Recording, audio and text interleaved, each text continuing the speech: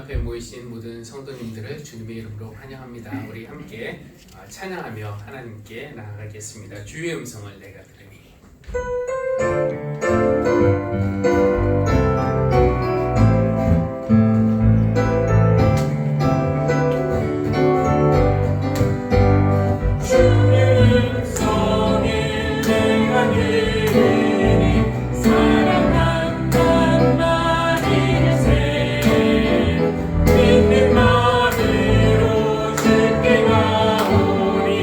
나를 영접하소.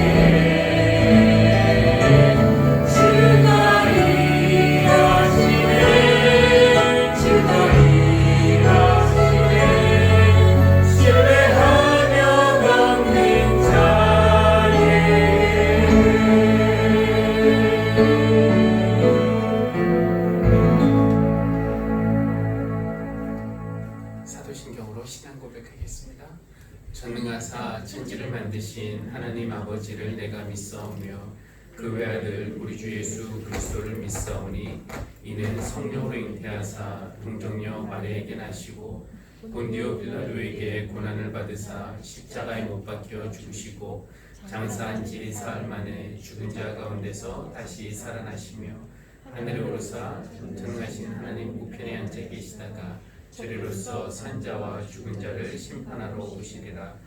성령을 믿사오며 거룩한 공예와 성도가 서로 교통하는 것과 죄를 사하여 주시는 것과 몸이 잘 사는 것과 영원히 사는 것을 믿사옵나이다. 아멘. 오늘 이렇게 우리가 예배를 하기 위해서 모였습니다. 다음 페이지 한번 보여주시면은 예배는 영어로 worship이라고 하기도 하고 또 서비스라는 단어를 사용하기도 합니다. 교회 예배가 몇 시에 있냐 이렇게 영어로 부를 때 What time is your church service? 이렇게 물어보더라고요.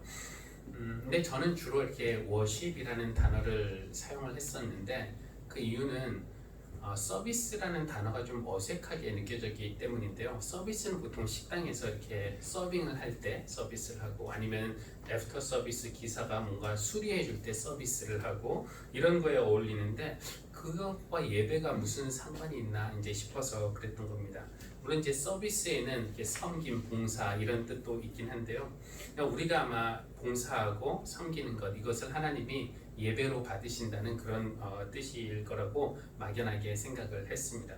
근데 이제 종교개혁가 마르틴 루터의 이제 책을 읽다가 보니까 이 루터는 이것을 다르게 좀 설명을 하는데 우선 경배, 워십과 예배, 서비스를 좀 이렇게 구별해서 이렇게 사용을 하는데 경배라는 것은 인간이 이제 주체가 되어서 하나님을 높여드리는 것, 하나님을 찬양하는 것 이런 행위인 반면에 예배, 서비스라고 번역하는 것은 하나님이 주체가 되신다는 겁니다. 이 독일어로 서비스라는 단어, 예배라는 단어는 이 하나님이 목적어가 되어서 우리가 하나님을 위해 섬긴다, 뭐 일한다 이런 뜻이 될 수도 있지만 또 하나님이 주체가 되어서 하나님이 우리를 위해서 서비스하는 것, 일하시는 것, 섬기시는 것 이렇게 해석할 수도 있다고 합니다.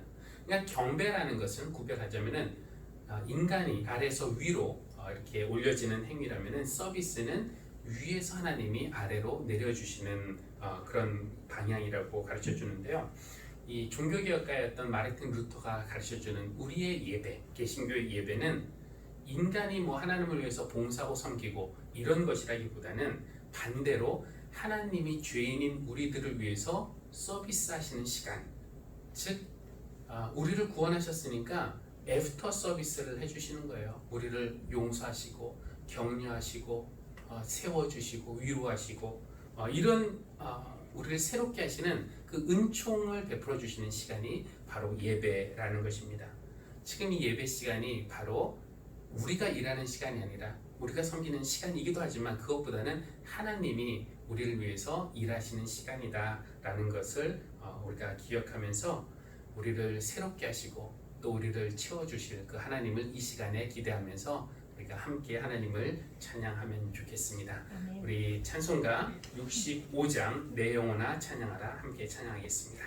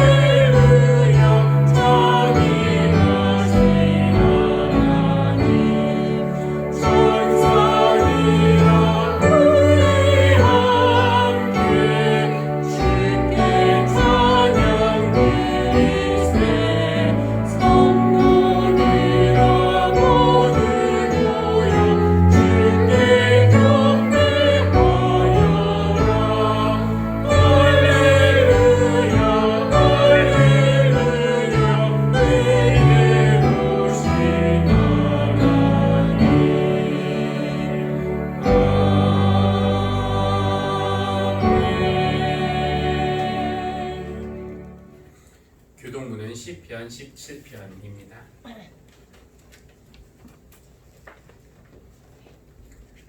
주님, 나의 진실을 변호하여 주십시오. 이 부르짖는 소리를 들어주십시오. 거짓없이 들으는 나의 기도에 귀를 기울여 주십시오.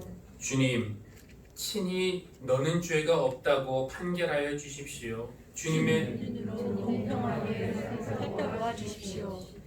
주님께서는 나의 마음을 시험하여 보시고 밤새도록 신문하시며 샅샅이 캐어 보셨지만 내 잘못을 찾지 못하셨습니다. 내 입에서 무슨 잘못을 발견하셨습니까? 남들이야 어떠했든지 나만은 주님께서 하신 말씀을 따랐기에 나타나는 우리의 길로 가지 않았습니다. 내 발걸음이 주님의 발자취만을 따랐기에 그 길에서 벗어난 일이 없었습니다. 하나님, 내가 주님을 부르니 내게 응답하여 주십시오. 귀 기울이셔서 내가 아뢰는 말을 들어주십시오. 주님의 미쁘심을 크게 드러내 주십시오. 주님께로 피하는 사람을 오른손으로 구원하여 주시는 주님, 나를 치는 자들의 손에서 나를 건져 주십시오. 나는 떳떳하게 주님의 얼굴을 뵙겠습니다. 깨어나서 주님의 모습 배울 때 주님과 함께 있는 것만으로도 내게 기쁨이 넘칠 것입니다. 아멘.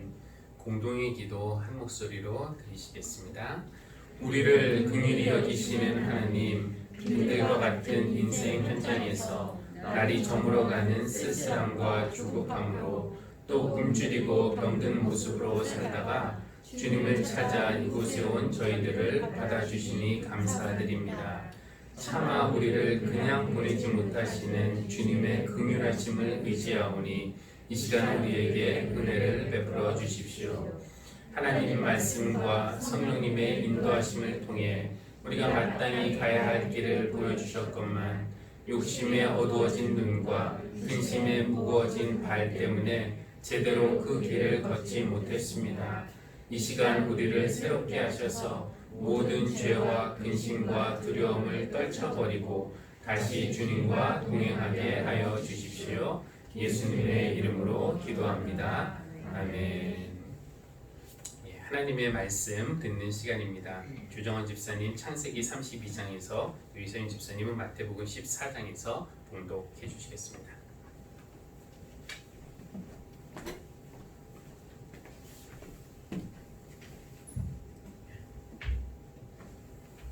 창세기 32장 21절에서 31절 말씀입니다. 그래서 야곱은 선물을 쉬는 때를 앞세워서 보내고 자기는 그날 밤에 장막에서 누웠다. 그 밤에 야곱은 일어나서 두 아내와 두 여종과 11아내를 데리고 약복나루를 건넜다. 야곱은 이렇게 식구들을 인도하여 게을로 건너보내고 자기에게 딸린 모든 소유도 건너보내고 난 다음에 뒤에 홀로 남았는데 어떤 이가 나타나 야곱을 붙잡고 동이 틀 때까지 씨름을 하였다. 그는 도저히 야곱을 이길 수 없다는 것을 알고서 야곱의 엉덩이뼈를 쳤다. 야곱은 그와 씨름을 하다가 엉덩이뼈를 다쳤다. 그가 날이 새려고 하니 놓아달라고 하였지만 야곱은 자기에게 축복해주지 않으면 보내지 않겠다고 떼를 썼다. 그가 야곱에게 물었다. 너의 이름이 무엇이냐? 야곱이 대답하였다. 야곱입니다. 그 사람이 말하였다.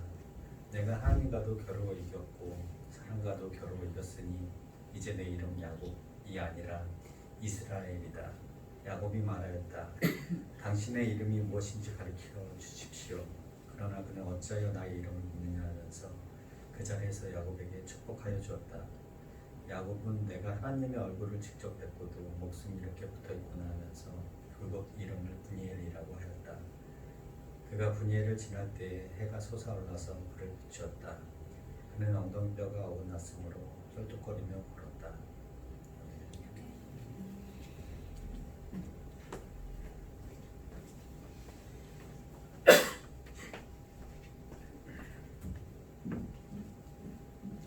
마태복음 14장 13절에서 21절 말씀 봉독하겠습니다. 예수께서 그 말을 들으시고 거기에서 배를 타고 따로 외딴 곳으로 물러가셨다. 이 소문이 퍼지니 무리가 여러 동네에서 몰려나와서 걸어서 예수를 따라왔다. 예수께서 배에서 내려서 큰 무리를 보시고 그들을 불쌍히 여기시고 그들 가운데서 앓는 사람들을 고쳐주셨다. 저녁 때가 되니 제자들이 예수께 다가와서 말하였다. 여기는 빈들이고 날이 이미 저물었습니다. 그러니 무리를 헤쳐보내어 제각기 먹을 것을 사 먹게 마을로 보내시는 것이 좋겠습니다. 예수께서 그들에게 말씀하셨다. 그들이 물러갈 필요 없다. 너희가 그들에게 먹을 것을 주어라. 제자들이 예수께 말하였다. 우리에게 있는 것이라고는 빵 5개와 물고기 2마리밖에 없습니다. 이때 예수께서 말씀하셨다. 그것들을 이리로 가져오너라. 그리고 예수께서는 무리를 풀밭에 앉게 하시고 나서 빵 5개와 물고기 2마리를 들고 하늘을 우러러보시고 축복 기도를 드리신 다음에 떼어서 제자들에게 주시니 제자들이 이를 무리에게 나누어 주었다. 그들은 모두 배불리 먹었다. 남은 부스러기를 모으니 12강주리에 가득 찼다. 먹은 사람은 여자들과 어린아이들 외에 어른 남자만도 5,000명쯤 되었다. 이는 우리에게 주신 하나님의 말씀입니다. 하나님 감사합니다.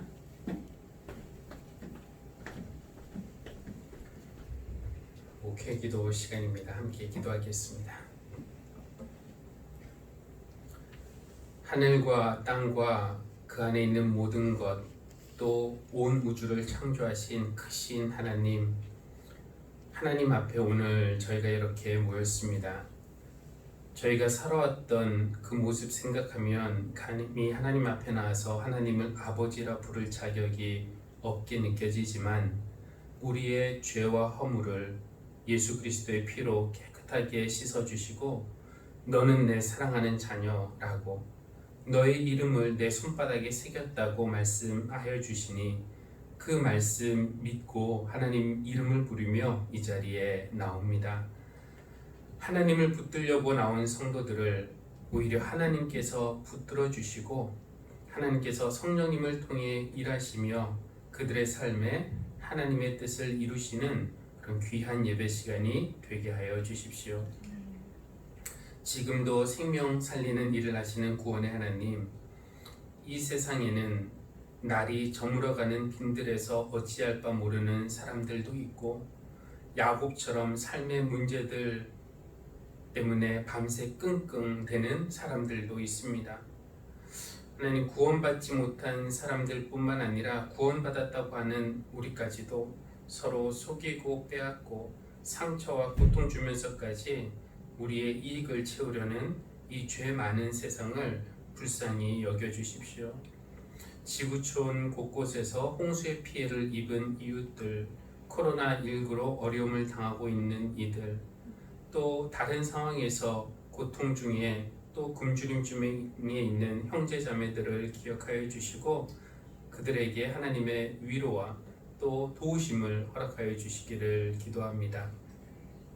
하나님, 우리 교회가 먼저 말씀 위에서 바로 서게 하여 주시고 또 예수님이 우리에게 보여주시고 가르쳐 주신 사랑 우리가 배워서 서로 사랑하며 하나님의 뜻인 평화와 정의와 생명의 길을 우리가 함께 걸을 때 더 많은 이들이 우리를 통해서 우리 주님의 사랑을 눈으로 보고 귀로 듣고 손으로 만질 수 있을 줄 믿습니다. 우리 교회가 그런 교회가 되도록 인도해 주십시오.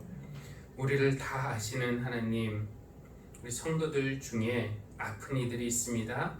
깨끗이 낫게 하여 주십시오. 우울과 두려움 등 부정적인 생각과 감정에 시달리는 이들이 있습니다. 속히 회복되게 하여 주십시오. 사업을 하고 또 직장 생활을 하는 성도들 있으니 모든 일들이 잘 풀리고 또 사람 관계가 원만하게 하셨고 또 이를 통해서 하나님께 영광 돌리게 하여 주십시오. 대학 입시에 또 취직에 또 그 밖에 다른 일에 도전하는 우리의 청년들에게 지혜와 능력 허락하여 주시길 원합니다. 어린 자녀들이 화목하고 안전한 환경과 또 믿음 안에서 건강하게 자라게 하여 주십시오. 하나님, 각 가정마다 우리 주님이 주인이 되셔서 아픔이 치유되고 또 소통이 회복되고 건강한 가정들로 새롭게 세워질 수 있게 해주시고 또 우리 교회도 주님이 우리를 사랑하신 것 같이 서로 사랑하며 주님이 맡겨주신 그 일들, 선교와 전도와 구제 또 다음 세대를 위한 양육의 사역도 잘 감당할 수 있도록 도와주시기를 기도합니다. 예배는 하나님이 일하시는 시간임을 믿습니다. 하나님과 씨름을 했을 때 야곱에게 일어났던 그 변화, 또 빈들에서 예수님과 함께했던 사람들이 맛본 은혜의 사건이 오늘 이 예배 시간 우리 모두에게도 일어나게 하여 주십시오. 성령께서 이 예배를 주관하여 주실 줄 믿으며 우리 주 예수 그리스도 이름으로 기도합니다. 아멘.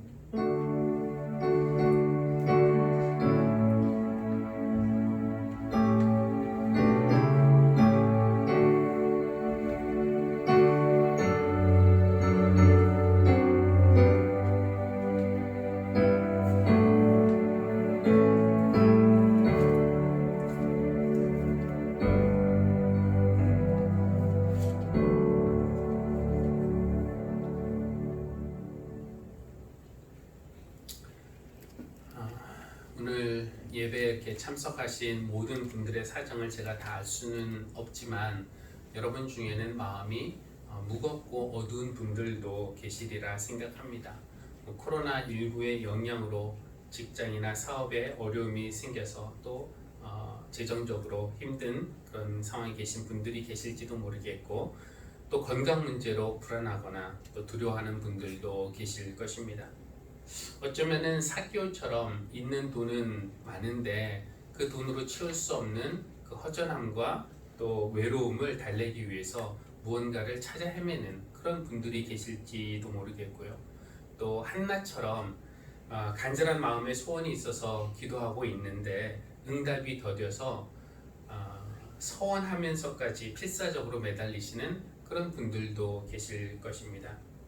12의 혈루증 앓던 그 여인처럼, 아니면은 시리아의 장군 나아만처럼 병으로 고통당하고 계시는 분들, 어쩌면은 디베레아 바닷가에 그 베드로와 다른 제자들처럼 절망 중에 어찌할 바를 몰라 그냥 과거로 돌아가고 싶다라고 생각하는 그런 분들도 계실지 모르겠습니다.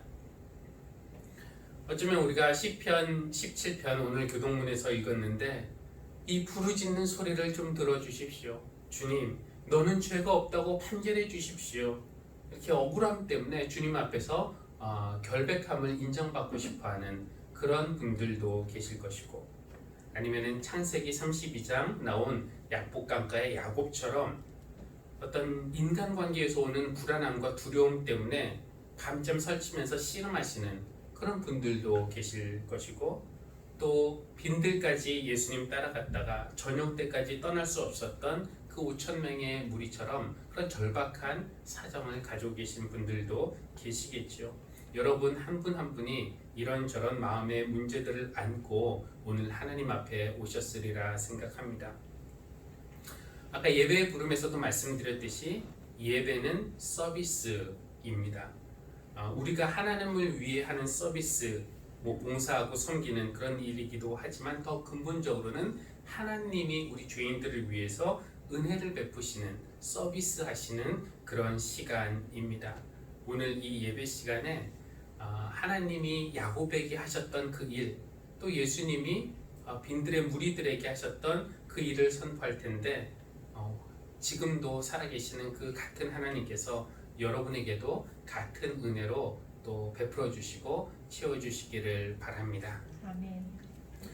야곱 이야기를 먼저 하려고 하는데, 야곱은 지금 어찌하다가 한밤중에 약복 강가에서 홀로 남아서 하나님과 씨름을 하게 되었을까요?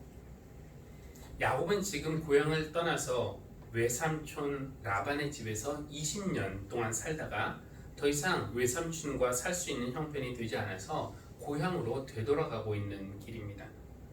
고향 하면 느낌이 따뜻하죠. 어떤 시인은 고향에서는 넘어져도 풀과 흙이 받아준다 라고 할 정도로 고향하면은 안전하고 편안한 느낌이 듭니다. 그런데 지금 야곱에게 있어서 고향은 전혀 안전하지도 않았고 또 고향으로 가는 마음이 전혀 편하지도 않았습니다. 그곳에는 형 에서가 있었기 때문인데요. 20년 전에 헤어질 때 형은 동생을 죽이려고 하고 있었고, 동생은 그런 형을 피해서 도망간 것이었습니다. 그렇게 헤어졌으니까 비록 20년의 세월이 흘렀다고는 하지만 제외를 한다면은, 제외할 때는 그때 20년 전에 그 상황을 직면하고 그때부터 시작해야 하는 것입니다. 뭐 20년의 세월이 흘렀으니 형의 마음이 풀렸겠지, 형이 다 잊었겠지, 이렇게 막연하게 생각하고 그 가능성에 목숨을 걸기에는 너무나 위험하다고 느꼈던 것이죠. 팥죽 한 그릇에 그 장자권을 샀던 그 사건에서는 뭐 형의 책임도 없다고 말할 수는 없습니다. 그렇죠? 장자의 권리를 소홀히 여기고 뭐 이런 게 무슨 소용이냐, 너나 가져라 하면서 팥죽을 달라고 한 것은 뭐 동생의 책임이라고만 할 수는 없으니까요. 그건 그렇다고 치더라도 형이 사냥하러 간 틈을 타서 형 분장을 하고 시력이 약해진 아버지 방에 들어가서 형이 받아야 할 그 복을 가로챈 것은 비록 뭐 어머니의 지시를 따른 것이라고 하지만 정말로 치사한 그런 일이었다고 말할 수 있습니다. 그의 이름이 야곱. 야곱은 속이는 자, 남의 발꿈치를 잡는 자라는 뜻이라고 하는데, 그가 어떤 사람인지 상징적으로 보여주는 사건이 바로 아버지를 속이고 형이 받아야 할 복을 가로챈 그 사건이라고 말할 수 있겠습니다. 이런 일을 당하고 분노를 참을 수 없었던 형은 동생을 죽이기로 마음을 먹었고, 이것을 알아차린 어머니는 야곱을 멀리 도망가게 했던 것이죠. 지금 20년이 지난 이 시점에서 형 에서는 예전보다 훨씬 더 강해진 그런 상태에서 고향을 지키고 있었으니까 고향이 안전할 리가 없었습니다. 그래서 어떻게 할까요?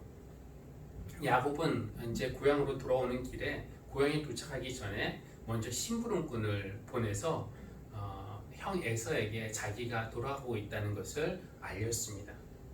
근데 이제 심부름꾼이 갔다가 돌아와서 하는 보고가 좋지가 않아요. 이렇게 말합니다. 에서 어른께 다녀왔습니다. 그분이 지금 부하 400명을 거느리고 주인 어른을 치려고 여기로 오고 있습니다. 혹시나 형이 잊었을까, 용서했을까 했는데 그렇지 않았어요. 이 보고를 들은 그 야곱은 너무나 두렵고 겁이 났습니다. 그래서 자기의 모든 재산을 일단 두 패로 나누었어요. 왜냐하면 에서가 한쪽을 공격하면은 한쪽이라도 좀 피하기 위해서 그렇게 머리를 쓴 것이었습니다. 야곱의 상태가 지금 극도의 그 두려움과 불안에 다해 있다는 것을 우리가 이렇게 볼 수가 있는데, 여기서도 야곱이 다시 한번 또 머리를 사용합니다.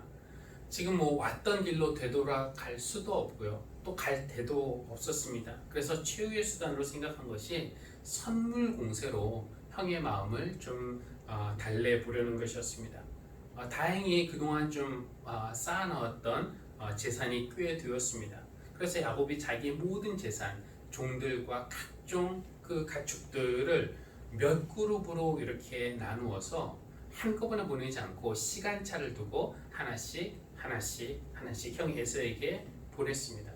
형 에서가 이렇게 나오는 길에 그 선물을 하나씩 받았겠죠. 하나씩 선물을 받을 때마다 형의 마음이 조금씩 누그러지기를 바라는 마음이었습니다. 자존심이 있으니까 한두 번의 선물에는 마음이 변하지 않을 수 있어도 의외로 선물이 커지면은 또 사람의 마음이 어떻게 변할지 알 수 없으니까요.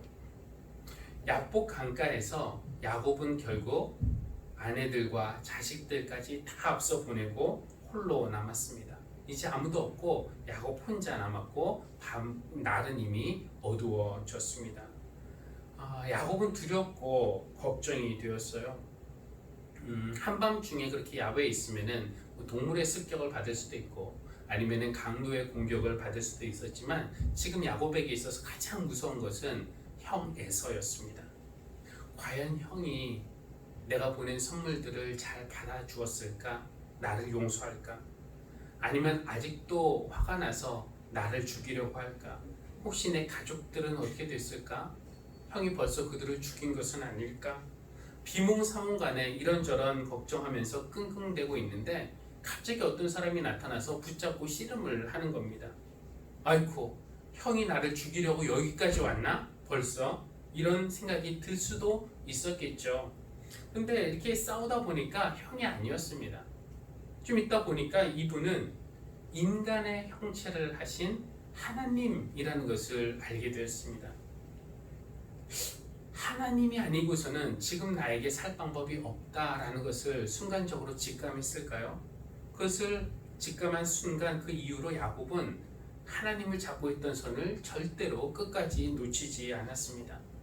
이 시간이 지나서 밤새껏 시간이 지나서 동이틀 무렵이 되었는데도 손을 놓지 않았고, 하나님이 야곱의 엉덩이뼈를 치셨는데도 그래도 손을 놓지 않았고, 날이 새서 이제 나를 가게 하라고 그렇게 말했는데도 끝까지 그것을 놓지 않고 붙들었습니다. 야곱은 저에게 축복해 주지 않으시면 제가 보내지 않겠다라고 하면서 때를 썼습니다.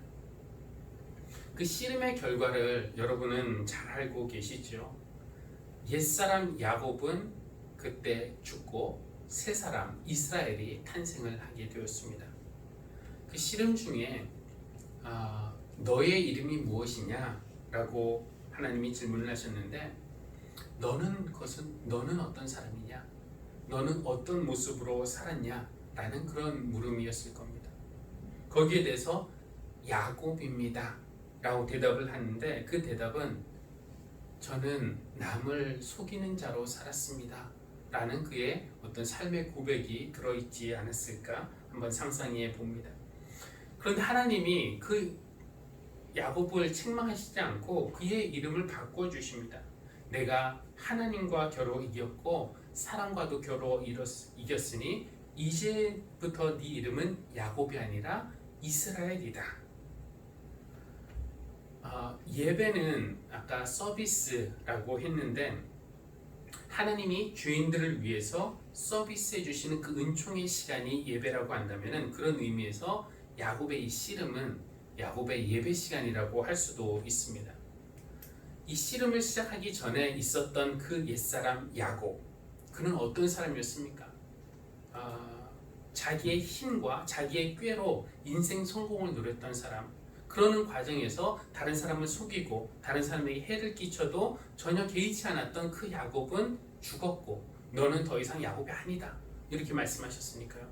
대신 모든 일에 있어서 내가 하나님과 해결을 보겠다, 하나님께 승부를 걸겠다는 사람, 어떤 선물 공세나 내 자신의 꾀로 형의 마음을 돌리기보다는 하나님이 형의 마음을 만져주시기를, 하나님이 우리의 관계를 정리해 주실 것을 하나님에게 승부를 걸었던 이스라엘이라는 사람이 새롭게 태어났으니까, 마치 헌차로 들어갔다가 서비스를 잘 받고 새 차가 되어서 나오는 것처럼 야곱은 그렇게 그 씨름을 하는 동안 하나님의 서비스, 하나님의 은혜를 잘 받고 새 사람이 되어서 씨름에서 나오게 된 것입니다. 이 생각해 보면은 이 야곱이라는 사람에게 신앙적인 체험이 전혀 없었던 것은 아닙니다. 20년 전에 고향을 떠나서 이제 바담 아람 그 외삼촌의 집으로 갔을 때 길가에서 이제 돌베개를 베고 자다가 하나님을 만나는 그런 체험, 그래서 그곳의 이름을 하나님의 집 베델이라고 했던 그런 경험도 있었지만, 그때는 야곱이 새 사람이 되지는 못했어요. 그것은 무슨 말일까요? 우리가 어느 시점에서 뜨거운 성령 체험을 하고 하나님이 정말 계시는구나 이런 체험을 하더라도 그 순간에 갑자기 새 사람이 되지는 않습니다. 20년 동안 바담 아람에서 고생한 세월도 야곱을 새 사람으로 만들어주지는 못했습니다. 고난은 우리를 하나님께로 가까이 갈 수 있는 그런 기회가 되고 또 통로가 되기도 하지만, 고난 받는다고 자동적으로 새 사람이 되는 것은 아닙니다. 그러나 약복강 나루에서 씨름을 통해서 그는 마침내 하나님을 제대로 만났고 새로운 사람이 될 수 있었습니다. 우리 삶에도 어느 순간에 이런 경험이 찾아올지 우리는 알지 못합니다. 과거 내가 성령 체험하고 그때 뜨거웠었는데 지금은 왜 이렇게 식었을까 하고 실망할 것은 없습니다. 또 내가 고난을 통해서 믿음이 많이 자라고 좀 새로운 사람이 된 줄 알았는데 왜 또다시 이 모양 이 모습일까 좌절할 필요도 없습니다.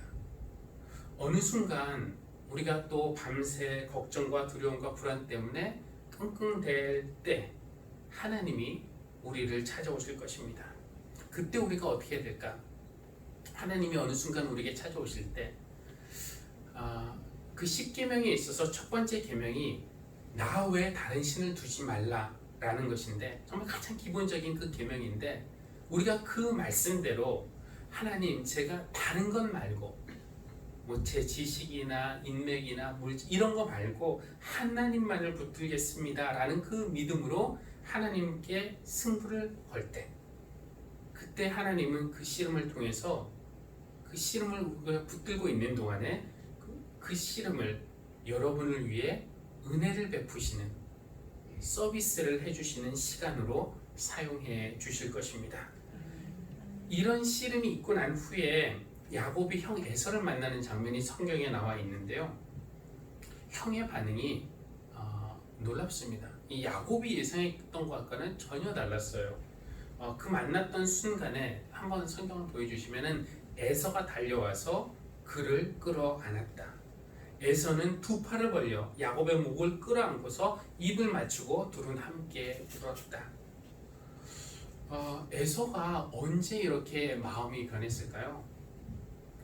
그 심부름꾼이 에서에게 갔다 와서는 군사 400명을 거느리고 주인 어른을 치려고 이리로 오고 있다고 보고했는데, 에서의 의도를 오해하고 잘못 보고했던 것입니까? 어쩌면 에서는 처음부터 야곱을 치려고 400명을 데려온 것이 아니라 야곱을 보호해주기 위해서 야곱을 데려온 것은 아니었을까요?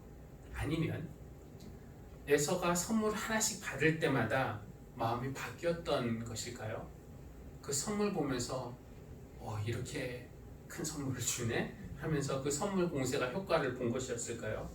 아니면은 여태까지 이게 화가 막 차고 있다가 저먼지에서 지금 야곱이 절뚝거리며 오고 있지 않았습니까? 절뚝거리며 오다가 자기 앞에서 탁 엎드리면서 절을 하는 그 모습을 보는 순간, 아유, 저렇게 약한 놈을 내가 400명이나 데리고 뭐 하는 짓인가? 유일한 피부치인 그 쌍둥이 동생에게 치근한 마음이 들어서 적대심을 내려놓게 된 것일까요? 뭐 여러 가지 가능성이 있지만 성경에는 나와 있지는 않은데, 저는 이 에서의 마음이 변했던 순간이, 그가 이런 어떤 복수심을 내려놓고 용서의 마음을 갖게 된 순간이 야곱이 하나님과 씨름하고 있던 바로 그때가 아니었을까라는 생각을 합니다.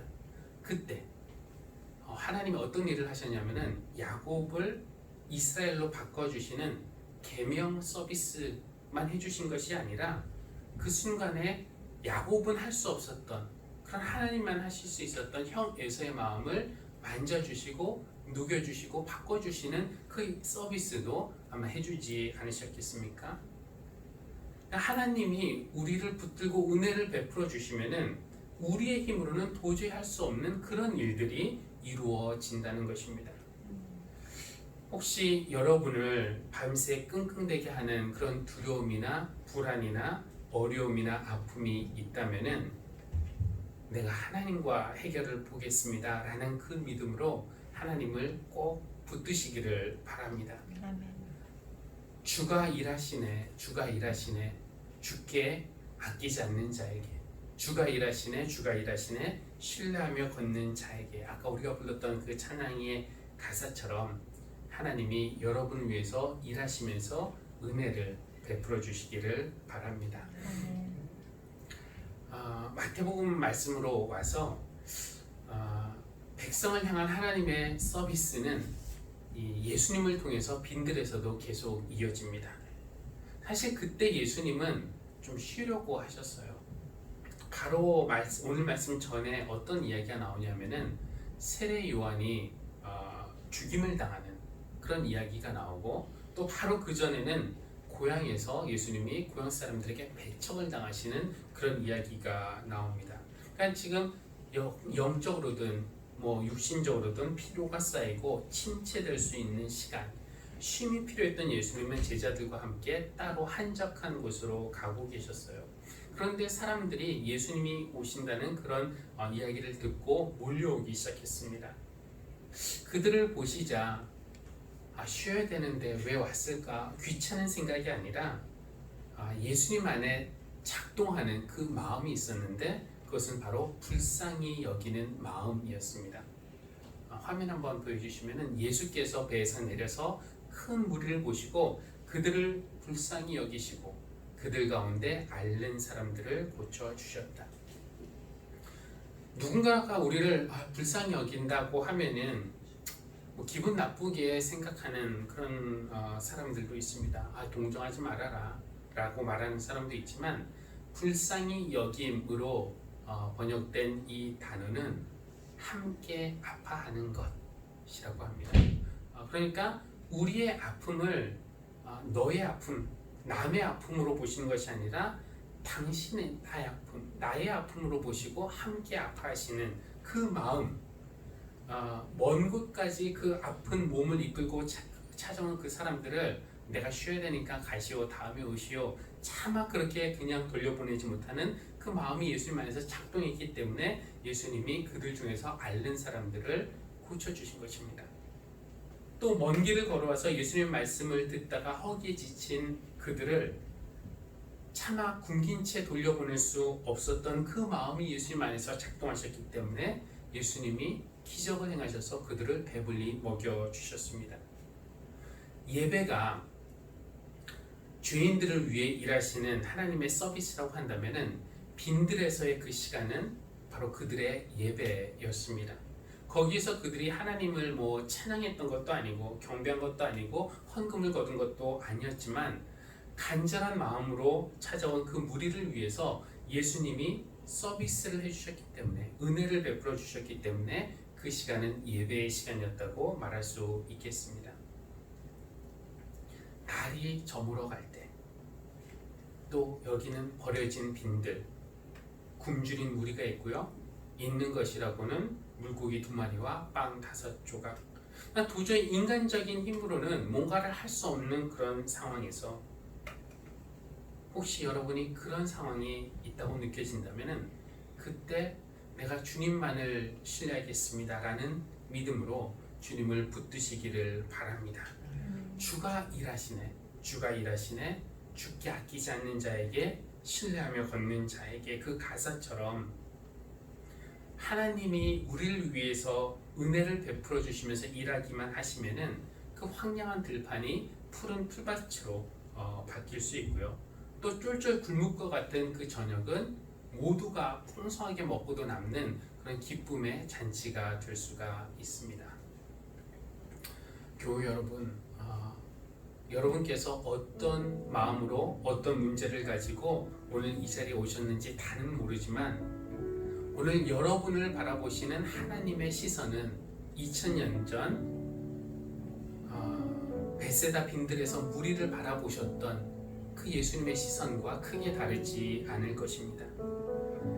예수님 안에서 우리를 불쌍히 여기는 마음, 우리의 아픔을 당신의 아픔으로 안고 차마 그냥 보내실 수 없는 그 마음이 작동하기만 한다면 하나님이 우리에게 은혜를 베풀어 주실 줄로 믿습니다. 비록 목사가 가진 것은 많이 없고 교회가 할 수 있는 것은 별로 없어도 그것이 문제가 되진 않을 거예요. 왜냐하면 하나님이 직접 일하시기 때문일 겁니다. 여러분이 하나님께 사랑과 헌신을 아끼지 않으시고 또 주님을 신뢰하며 걷는 여러분인데, 여러분을 위해서 주님이 일하셔서 여러분의 영혼도 치유하시고 여러분의 배도 넉넉히 채워주시는 그런 은혜가 여러분에게 있기를 간절히 바랍니다. 우리 주신 말씀을 생각하면서 잠시 조용한 기도 개인적으로 드리겠습니다.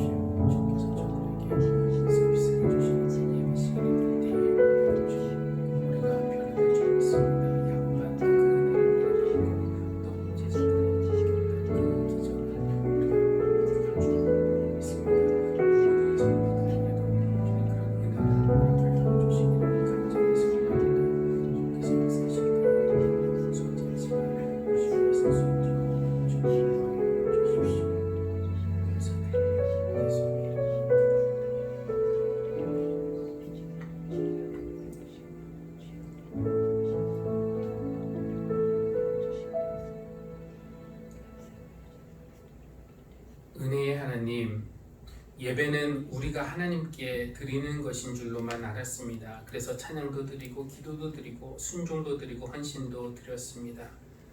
그러나 예배는 하나님이 우리 죄인들을 불러 모으시고 용서하시고 새롭게 하시는 은혜의 시간, 우리를 위한 하나님의 서비스임을 배웁니다.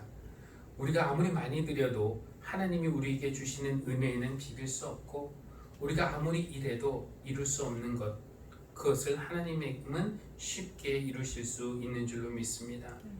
하나님, 날이 저물어 가듯이 우리의 소망이 사라져가고 야곱이 밤새 씨름했듯이 불안과 두려움이 저희를 무겁게 짓누를 때, 그때 그 어떤 다른 것도 아닌 하나님만을 붙들며 하나님 곁에 끝까지 붙어있게 하여 주십시오. 야곱을 새롭게 하시고 그의 어려움을 해결해 주셨듯이, 또 주님께서 아픈 이들을 고쳐주시고 굶주린 이들을 넉넉하게 채우셨듯이 저희들에게도 같은 은혜를 베풀어 주시기를 기도합니다. 이 시간에 우리를 위해 일하시며 또 우리가 생각하지 못한 것까지도 해결해 주시는 예수님께 감사드리며 우리 주 예수 그리스도의 이름으로 기도합니다. 아멘. 우리 찬송가 292장 주 없이 살 수 없네 함께 찬양하겠습니다.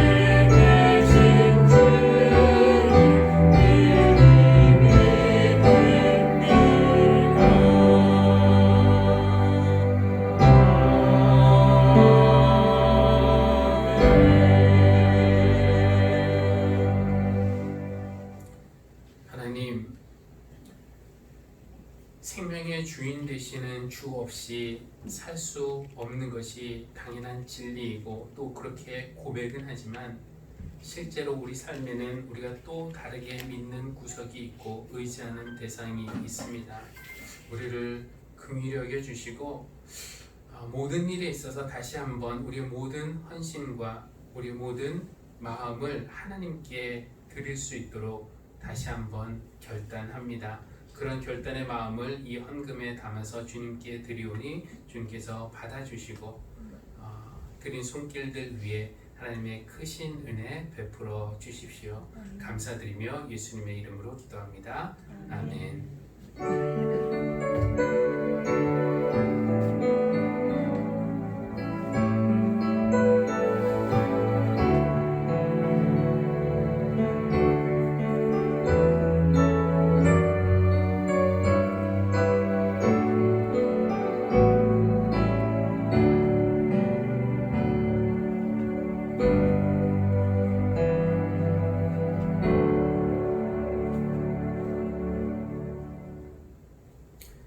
교회 소식 전하겠습니다. 오늘 8월 첫째 주일인데요. 다음 주일 8월 9일부터 4주 동안 8월이 전부 5주가 있던데 8월 9일부터 31일까지 4주 동안에 어린이 여름 성경학교를 진행합니다. 주제는 우리들이 걸어가는 길이고 철로 역정을 어린이 수준에 맞게 각색해서 말씀과 활동을 할 예정이고요. 강사는 안유일 전도사가 시간이 돼서 이렇게 오기로 했고 매주일 어린이 예배 시간에 이제 하는 것이고 조금 더 활동 시간을 좀 포함시켜서 한 1시간 40분 정도까지 이렇게 할 계획을 가지고 있습니다. 거기에 맞춰서 부모님들이 준비를 해주시면 좋겠고 이 준비를 위해서 교사들은 오늘 어린이 예배 후에 잠시 모여서 좀 상의를 하도록 하겠습니다. 이제 좀 뭐 코로나 상황이고 이러기 때문에 좀 이렇게 막 섞여가면서 하는 그런 활동을 못해도 좀 개인적으로 좀 안전하게 할 수 있는 그런 순서로 준비를 하려고 합니다.